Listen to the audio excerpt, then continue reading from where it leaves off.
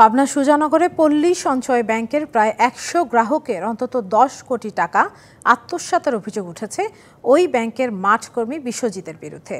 ৪ দিন আগে তিনি গা ঢাকা দিয়েছেন। এখন টাকা ফেরত চেয়ে ব্যাংকের সামনে অবস্থান করছেন শত শত গ্রাহক।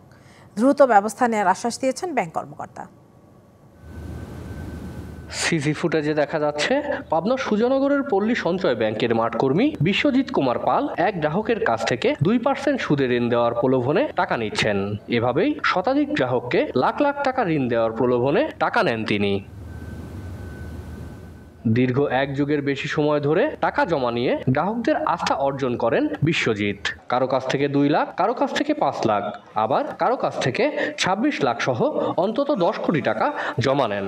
তবে ওই অর্থ ব্যাংকে জমা না দিয়ে 4 দিন ধরে লাপাত্তা।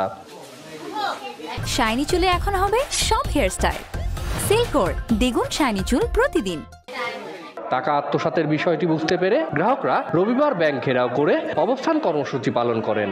মোটা অঙ্কের লোন দেওয়ার কথা বলে সঞ্চয় টাকা নেছে, আমার কাছ থেকে 26,05,000 টাকা নেছে এবং আমাকে বলছে যে 3 লাখে 20 লাখ লোন পাবে। ওর বাসায় আসলাম, যেমন তালা দেওয়া, তারপর আমরা এটা খোঁজার জন্য চেষ্টা করি। আত্মীয়স্বজনের বাড়িতে কেউ আসলে তথ্য দিতে চায় না। অতি দ্রুত এই বিশ্বজিৎকে আইনের ধরে তাকে আইনের আওতায় আনার জন্য আমাদের আবেদন। অভিযুক্ত বিশ্বজিৎকে আইনের আওতায় আনার আশ্বাস ব্যাংক কর্মকর্তার।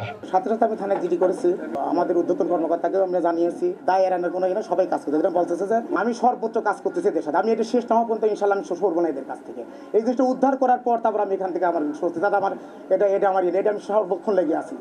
ভুক্তভোগীদের দাবি, বিশ্বজিতের এই কর্মকাণ্ডের সাথে জড়িত আছেন ব্যাংকের ম্যানেজারও। Partha Hasan, DBC news, Pabna.